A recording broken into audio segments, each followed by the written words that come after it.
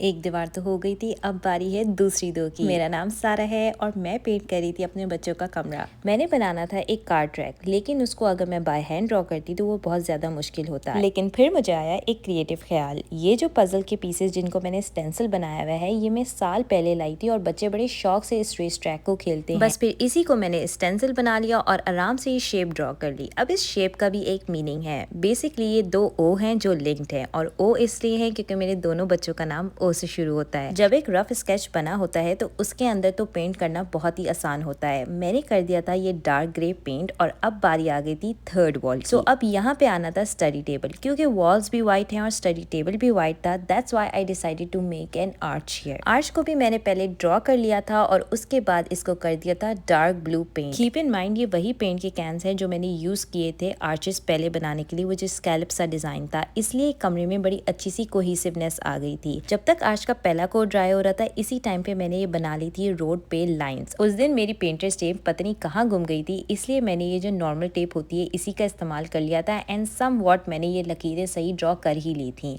अब बारी आ गई थी इस आर्च को फाइनलाइज करने की and finally I am done with the painting for this room. अब बारी है फाइनल इसको टचेस देने की। अगर आपने अभी तक मुझे फॉलो नहीं किया तो जरूर करिएगा, क्योंकि अगली वीडियो बहुत ही इंटरेस्टिंग होने वाली है। अल्लाह हाफिज।